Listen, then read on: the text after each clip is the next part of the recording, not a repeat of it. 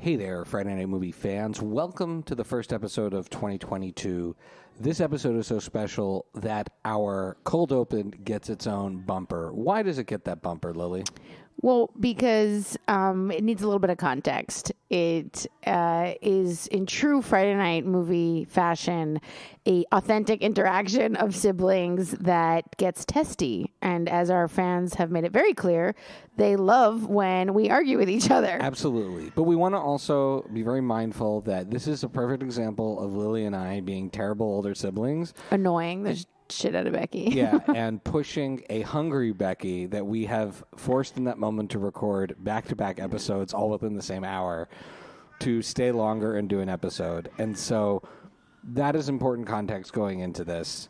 And I don't know, people say going into 22 like, I would say going into 2022 like this because it's awesome. Yeah, Lily, absolutely. Any advice is just make sure you get a snack. We went to lesson for this cold. Yeah. Enjoy. Enjoy.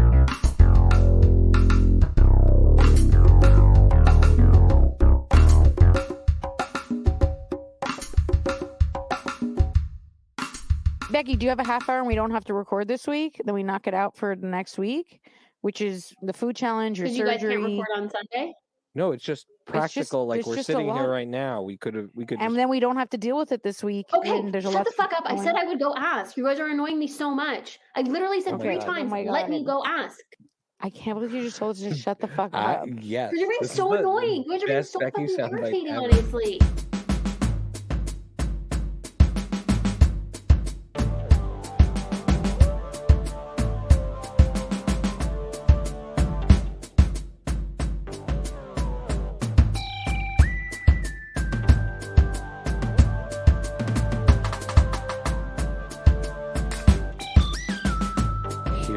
And welcome to the first Friday Night Movie episode of 2022, even though it's the last one recorded in 2021.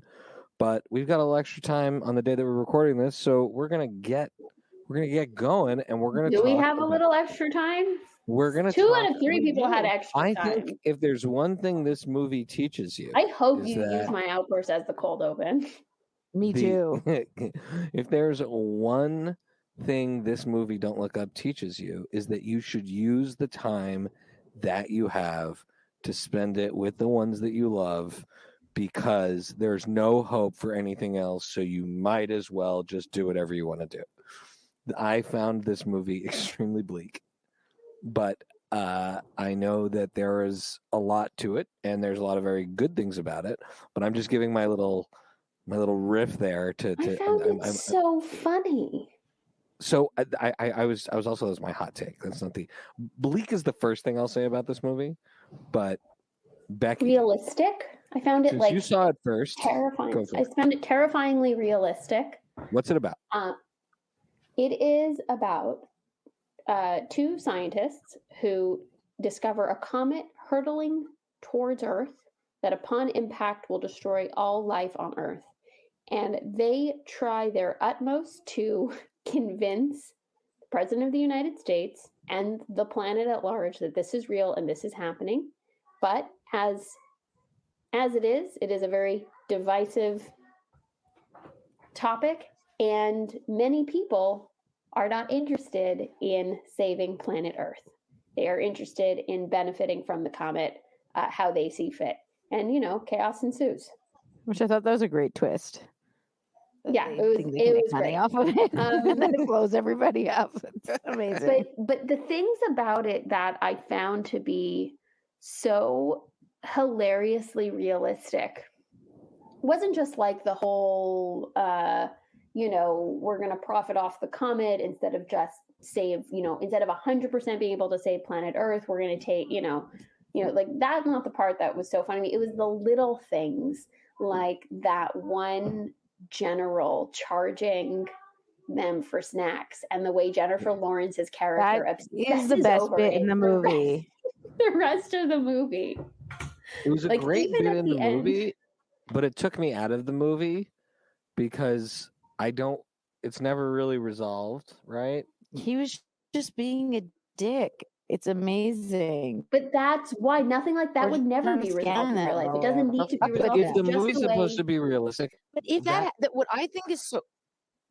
What I think is so realistic is if that happened to you, especially you have worked in the government. No, there are other government. Let me finish. If that happened to Shai, who has worked in the government, and something like that happened to him, months later, as the world ends, I do see Shai sitting there with Allie being like, okay, but wait, what was his motivation for doing it? You would not let it go. I agree. It's so absurd. I don't see, of all people, a 4-star general doing it, which if it had been some other government agency, I would have. It's funny this way. I would have bought it. A 4-star general just doesn't strike me as the guy who is. And then waiting there all day with those shitty snacks and then getting sent to a hotel. Nuggets, that part was great. Those little nuggets that Adam McKay gives you throughout a film, I think just make him totally brilliant. But there's so much going on in it. Like the cast is obviously phenomenal, and it's not just that it's a great cast, it's that it's such a phenomenal cast that is so well cast in each of their roles. In particular, I want to discuss Jonah Hill.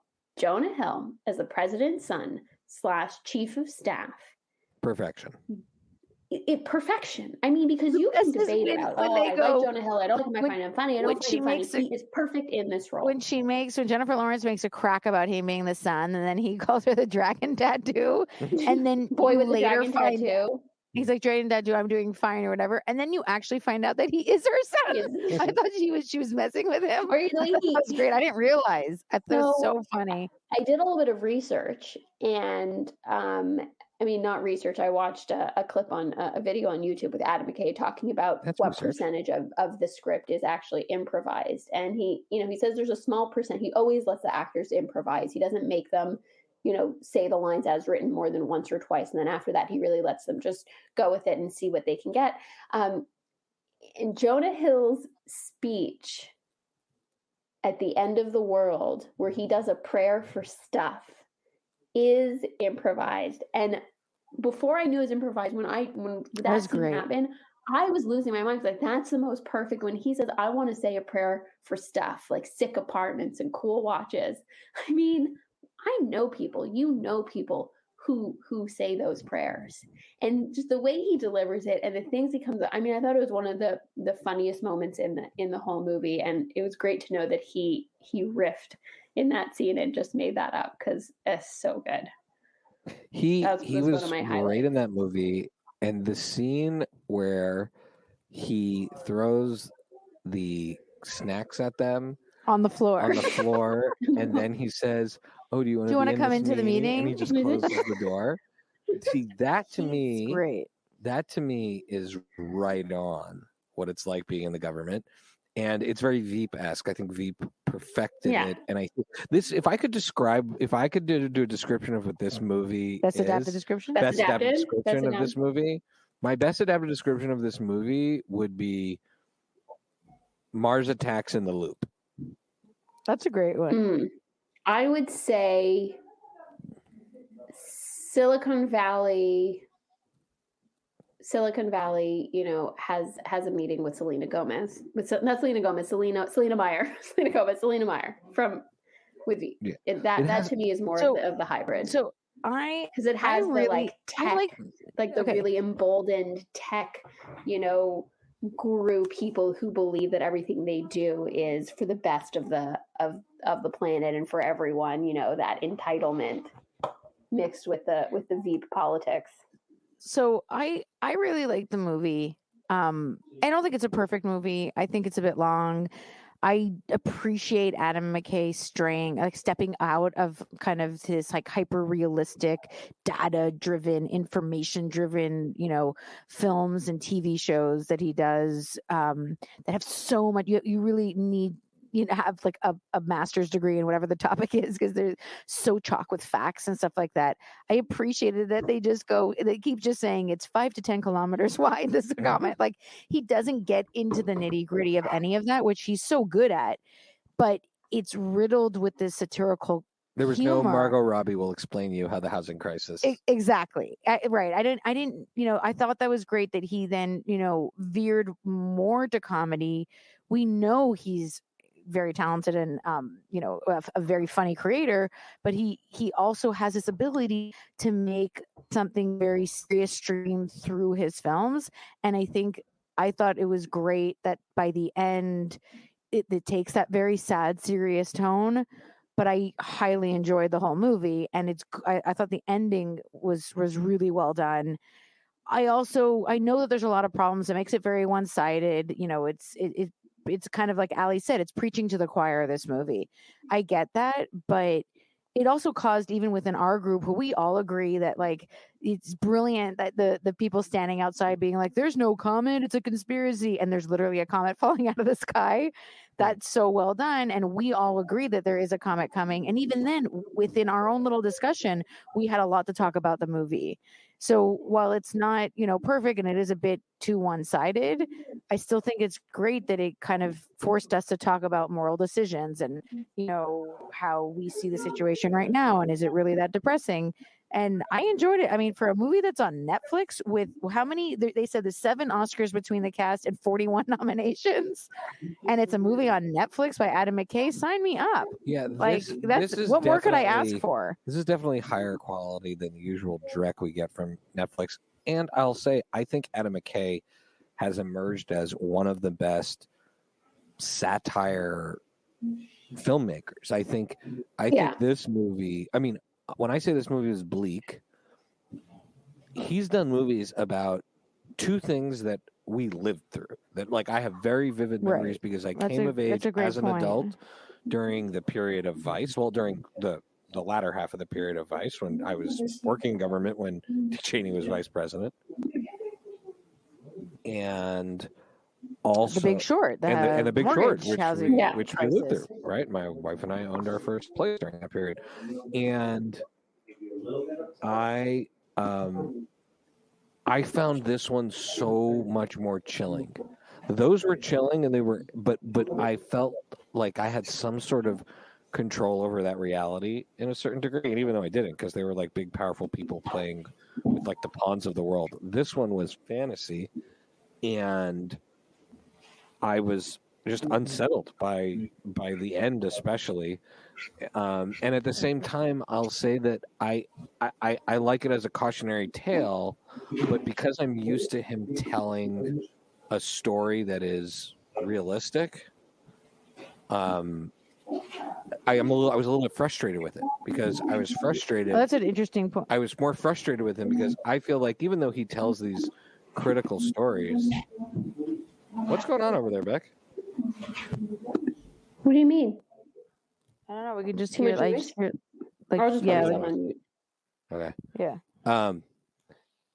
I was frustrated with him in this one because it felt so real, but then it also felt like it was missing things. Whereas in Vice and The Big Short, obviously he's telling one version of a story, but in those, there were one perspective or multiple, a certain perspective on the story. I felt like those were more fair. And this one I felt like more frustrated, but also because it was so not hopeful. And so I had a harder time emotionally. Now maybe that's because it really resonated with me. I do think it is slightly unfair to where innovation comes from in the United States in particular, because I get that the Apple guy or whatever his name was, Mark Rylance, was the evil villain trying to get the rare earth minerals, which by the way is a very real issue right now. The rare earth mineral supply shortage is an actual thing you'd see us be concerned about vis-a-vis China. Like that, those things were. Right, but that's the thing you're going to get from Adam McKay, is that the issues brought up in the movie are timely and real, which is great. But I also think that, I don't know, and maybe this is just my old-fashioned view of the world, and maybe it's coming from my point of view of privilege or whatever. But I do believe there are I know a lot of good people in government who are really good public servants who try to do the right thing and who make really hard choices.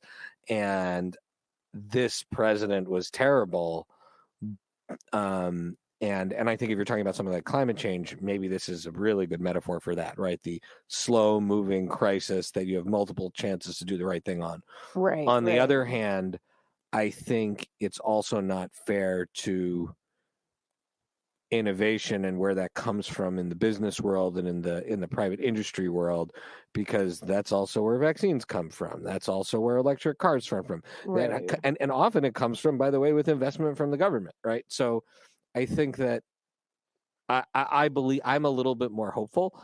On the other hand, and I think Beck will really appreciate this, I think this movie may very well be the Doctor Strangelove of our generation. I think this. Right. I don't, because it's. Go I don't ahead. want to interrupt you. Sorry. No, I was saying that it's bleak. But the point is to make a point, right? The point is not to show the ways in which there are heroes in government or people in government with, convictions and courage and do the right thing. It's to show the ways in which basic truths cannot be agreed on. And if we cannot agree on a baseline of what is real and what is true, what is dangerous, Right. That's really then true. what really conversation true. are we even having? Which then makes sense. We're not having a productive conversation. We're not going to be able to accomplish anything if we cannot agree on the fact that if you look up into the sky, there is a comet. And that to me makes is sense. the bigger point. And that's why it's satire. That's why the president seems to have an extraordinary amount of control in this, in this scenario. She doesn't seem to be very. And that's why I'm saying this could be the new Doctor Strangelove, and in a complimentary way.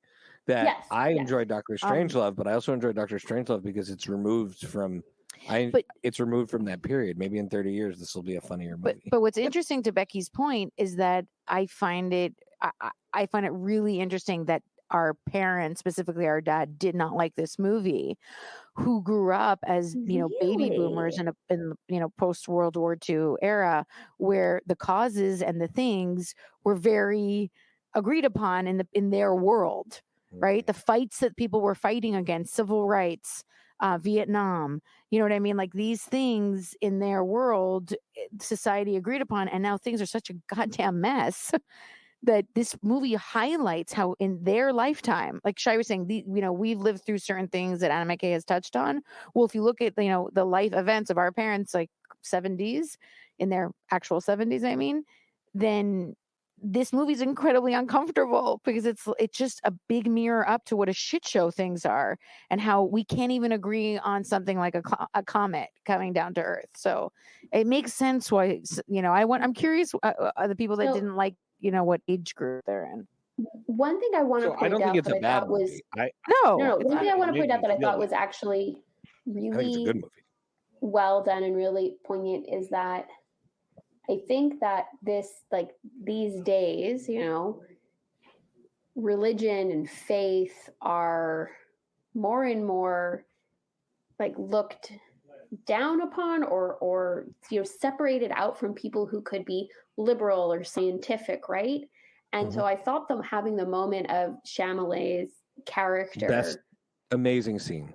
Isn't that so beautiful? Perfect. Where he admits privately that he actually does believe in God and he is religious and he came to it in his own way. And then for that to be able to bring value to everybody else at the end of the movie is so well done. And I think it's that little nugget, it's that little thread that to me makes this film work so, so well, to tie that in there, to bring that in. It was one of the moments that made me think most, because I was like, wow, this isn't, I'll say what this movie isn't, although I do think it's a little extreme, but to Becky's point, it's making a point. It isn't a simple, godless, liberal, secular tome. I think that's why it's in there. Is it a little bit token prayer? Like, okay, well, yeah, but it honors prayer in a nice way. It's a beautifully done.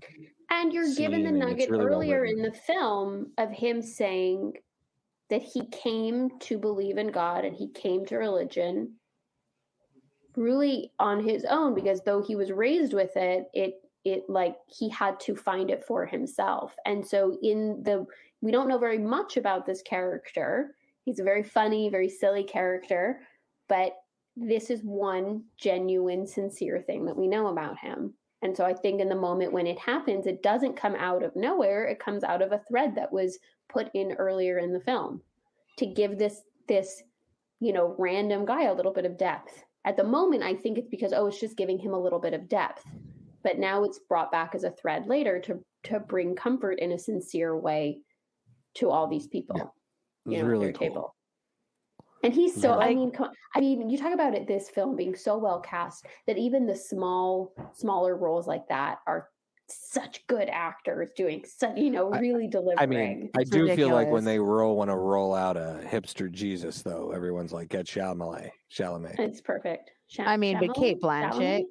I mean, Kate Blanchett was over the top unbelievable, and Tyler Perry with her teeth, her cap teeth. Yeah, and her line at the end where she's like, "I just want to get drunk and talk shit about people." Right, and at the point I'm like, when you have Tyler Perry and her being the morning show host, I'm like, you're just showing off. That's ridiculous. But I think you could. I don't know. I think I think Jonah Hill could easily get his Oscar for this. Finally, a Best Supporting Oscar for this. He was delightful to even watch. though it's not the best acting he's ever done. He was so perfect in it. He was perfect though, and I think Kate Blanchett could. Yeah, I think Kate Blanchett was. I mean, she's always amazing. But I just have to read. Becky sent a list of funny responses to the movie, and someone writes, "It's called Don't Look Up because I don't want you to see everyone's terrible haircuts." That's so funny. Because everyone has awful haircuts. True, the bangs and DiCaprio's hair is pretty bad. Also, when Jonah Hill's like, "Wait, Michigan State?" Yeah, that was so perfect. That someone writes, "Everyone who works at a public university in the U.S. knows the struggle is real." that was just such a great bit. That was so well done. I have sat in rooms with people over the years who are political appointees, right? I would imagine, who don't have any idea of where. And I love political appointees. I've worked with thousands of them, but I have worked with people in government who look at you when you try to explain them that something's real, and they just assume they know the entire story. All right. Well, all right. So when Meryl Streep's like, let's get some scientists from Harvard and Princeton, just you're like, you guys are cute, but let's get our own scientists. And we are your scientists. So MVP.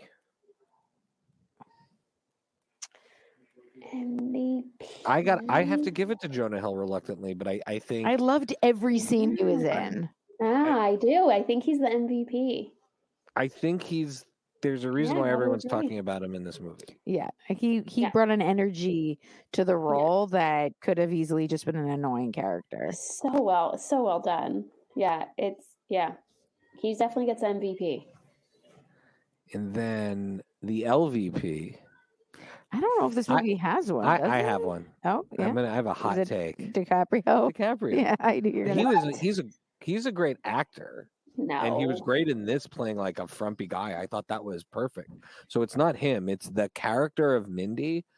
Really, I understand what they were doing with it. Not DiCaprio, because DiCaprio. No, not DiCaprio. The way that Pinkett, when we did Matrix, Pinkett is not her; it's the character. Yeah. No, it's not Leonardo DiCaprio. Leonardo DiCaprio once again showed how great an actor. Somebody he is. goes, the best part of the satire of this movie is that he has a wife and children that are age appropriate. That shows you it's really satire. His character really, really bothered me. The way I get it. He gets seduced, and he gets seduced by the fame and America's sexiest scientist. But I think there are a lot of scientists in the last year that have taken a real beating by the public and endured death threats to try to say the right thing in our world. And again, I get it. I'm trying to make it something it's not, but that character annoyed me. I hear that. I think that bothered me. I didn't like his choices. His choices really bothered me. They were really stupid choices. Their friend Teddy, is that his name? Teddy. Teddy. The other scientist. He also gets disappointed and annoyed with him. Yeah, I love that character. That character is great. I thought that was really well done. And then, so what about you all though? Do you have it? I agree with you. I feel like because otherwise I can't pick one. Because you could say the president. She's a terrible person. She's fantastic. She gets what she deserves, and she's within the expect the person that they gave us to make. Bronterock is amazing. I miss that. He has a giant butterfly tattoo. Yeah, he said that because of the phone because of your phone and all the things that you bought, I can I can predict your Okay, death Miss- within whatever and percentage. she just- He just goes around telling people their death, and he says to her, Brunterock. And she's I like, saw where that whatever. was coming. I said, okay, some species is gonna Come they haven't out. seen yet is gonna eat her. I still thought it was perfect, and Yeah. also the fact that her character, when she was naked running on the earth, Had a the giant tattoo. had a Yeah, giant that tramp was stamp just amazing. hilarious and Or perfect. the fact that all the people that they clearly brought on this ship with them were just like old people. Like no one who would be remotely useful 22,000 years in the future in like, you know. Well, we don't know. She said over half the people died. We don't know who died. Right, but if you look at that scene, most of the people that survive and get off the ship are like quite old and are probably just like a bunch of old rich people that they knew and like no one who could actually like build a shelter or make fire or something. Yeah, that was very funny. And then the MUP, because I want to bring this through from the last episode, the most underdeveloped potential character, MUP. I would say is that Teddy. Chalamet. No, Becky says Chalamet. no, I think they had the right sprinkling of Yeah, I didn't need more of him. No. He was just a cameo. I would say the Teddy Professor, he was great. And they could have had him be even a more main character. I really liked his character. Thought he was very, very funny from the beginning when he's sitting there with them for hours. He's also kind of lumped in with Jennifer Lawrence, where he's he doesn't become the celebrity. He does choose the right thing, and right. It's the two of them. It's the two of them against everybody else in the end. I could have gotten a little bit more of him. Right, for the amount that they gave us of him, he At the might beginning. not have been needed at certain points. Yeah, they could have given us a little bit more. Yeah, I'm with you there. That's a good answer. What about you, Beck? Sure. Yeah, you've convinced me. All right, buy, rent, or meh, Becky. Buy. This is a buy for me. Lily. I'm gonna rent it only because I don't need to see it again, but I liked it enough to buy it. But I just don't. I think this is a movie that I'll see once and I'm good, and I'll like get all the memes on the social media. I don't have to sit through it again, but I did really like it. I'm gonna buy it for the film that it is, and the fact that I think Adam McKay has emerged as one of the best satirical storyteller. I'm going to rent it for the feeling I had from watching it, but then I feel like that means that Adam McKay achieved his goal because he made me uncomfortable and made me think about like the world, and so therefore it's a buy. Right. Agreed. Does that make sense, Beck? Yeah. All right. Shout outs and recs, Beck, in this new year. The first few weeks of this new year, what are you going to watch? Well, I'm going to be watching a lot of stuff probably the first few weeks of this new year because I'm going to be assuming I don't get COVID in the next week because it seems like everyone's getting COVID. Assuming I don't get COVID in the next week, I will be recovering from a little surgery and I have so many plans. I'm going to finish Witcher. I also I have a few things I want to finish. Witcher, Insecure. I'm planning on hopefully watching a lot of The Expanse with Vlad. We're already on season 4. I think I'm going to watch Hawkeye. I think that'll be like a fun recovery everybody loves that show. Lovable. Hawkeye was so and good. if I can get certain things on streaming, I'm definitely planning on watching Licorice Pizza, Come On, French Dispatch could be a really fun recovery movie. So, also feel free to send me your Rex RX because I'm going to have a couple of weeks of being laid up in bed. So let me know what I should watch. All right, Lil, what are you going to watch at the beginning here of 2020? I want to finish The Witcher with you, which is very exciting. And then I want to watch, like a whole bunch of stuff with Beck. I don't know. I feel like I'm at your guys' disposal. Whatever you guys want to watch. Well, I want to keep watching Succession. I'm going to finish season 3. And I want to watch the Book of Boba Fett, which just came out. And that's I thought you were off of those Star Wars shows. You know what? I can't watch. Are they not doing The Mandalorian anymore? Now they're doing No, this? they'll do it again one day, I think. I have to say, of the characters that I never wanted to see have their own movie or TV show, at most maybe a video game, is Boba Fett. I don't want to know more about Boba Fett. He's like the alien from Aliens. The more we found out, the more we wish we were like, ugh, just please don't. I don't understand what the black goo. What the neomorphs? Just stop telling us things. So on the other hand, it's Star Wars in the Star Wars universe that Star Wars fans like that isn't destroying the mythos, and it's from the Favreau verse and the Waititi verse. And to me, I'm going to support that. even if I'm less interested. And plus, because of the period it's taking place, which is post Return of the Jedi, pre Force Awakens, I think one of the most important things that they can do with this period is fill in the blanks of the plot to resurrect the Emperor, so that the Rise of Skywalker, which people complain about so much, I think if there's more depth to that element of the story, then people won't complain as much about that movie, because then the Emperor's story will have been fleshed out, which, by the way, could have been done had they not wasted an entire movie at the Casino Zoo Right. with Yay. with Benicio del Toro, who we never saw again for good reason. So I'm like, I got some parting shots. Maybe he'll show up in Book of Boba Fett. You never know. Oh, please. So with that, Becky, where can people follow you? At Paper BK Princess on Twitter. And Lily, where can people follow you? Chichi Gomez on the Twitter. And Shai, where can people follow you? You can follow me at Pancake and the number 4 table on Twitter and Instagram. You can follow all the Friday Night Shenanigans at Friday Night Movie.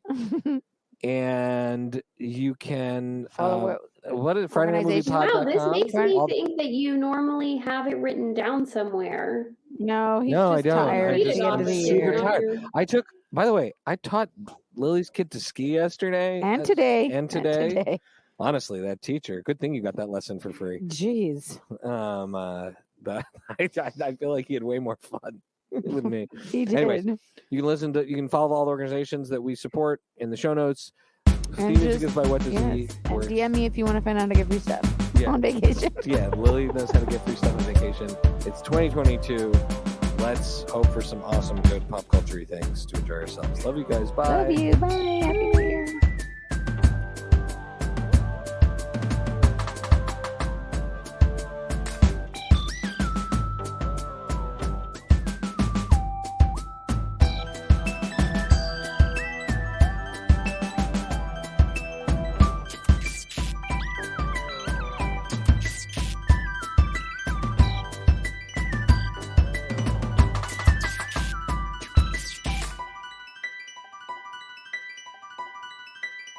Thanks, Beck. What happened with the ski lesson?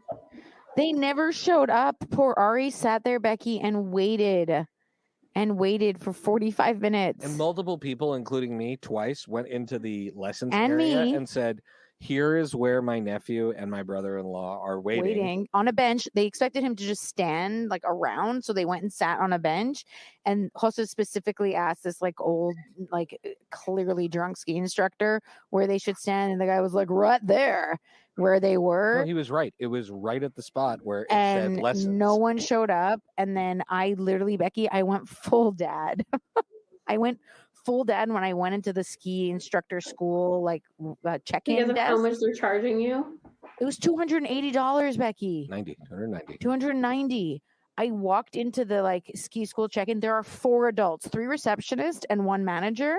And I was like, my 5-year-old has been waiting for 35 minutes for his lesson. In the snow. There are 4 adults in here. And he has a British accent. I was like, none of you are doing you are doing nothing to help us, and I paid you $290. He's just in the snow going, "Are you my teacher, ma'am?" So did somebody eventually show up? Everybody that walked by, Ari just went, "Are you my teacher? Are you?" So did somebody eventually show up? Please teach me to ski, Mom. No, they were like, well, you were not in the right spot. So the teacher probably thought you were a no-show, and she went skiing, and we can't find her. Becky, there's one run open on this hill. Yeah. And there's only half of it open because half of it's grass. There were 25 instructors walking around with nothing to do. Right. Like, and she was like, we're going to find you an instructor. We're going to get you the top instructor. I was like, don't you sweet talk me. Get me a warm body. And he got his lesson? Oh. Should you get your money back? They had to go find her. I know, but there were 30. Yeah, she's like, we're going to find you a top instructor. I'm like, literally any of those guys in blue can take my kid down the hill. Like, he's 5. He doesn't need a top instructor. He's not learning to do moguls. So, yeah, eventually this girl showed up. They gave me my money back. She only did an hour. I did not tip her, for fuck's sake. Yeah, Lily was like, bye. I was like, bye. She's like, so the lesson's over. I was like, see that piece of snow? Turn around and walk towards there. I was like, we done. But also because I tip people, Lily's been waiting to not tip someone all I'm week. dying to not tip someone. All right, So, I'm going to go. Yeah. They gave Love they you. gave the We money miss you. back. but it What was else did you get for ridiculous. free? Did you get your money back? Because there's only 1.5. Oh, then wait, rounds. Becky, I made such a stink. I'm like yelling at everybody. I'm like, I've never seen something so badly organized. Also, there's no one doing lessons. There's half a run, not even a whole run, Becky. Half of it was grass, half of it was choppy snow. I was like, there's no one at this mountain. How could you people screw this up? Oh, okay. We're so sorry. We're so sorry. They gave me and Costas tickets for free today. Which was great. And then I'm standing on the lift to go up the chairlift, and this drunk ski instructor comes over and he goes, "We just want to give you these gift cards to say thank you, and like we're so sorry. We hope you come And back." I was like, "Oh." don't put a bad review on Yelp. I was like, "I'm just gonna give them to my brother. Thank you. Whatever. Fine. Just give me free We'll use more them when we go more with free our stuff." kids.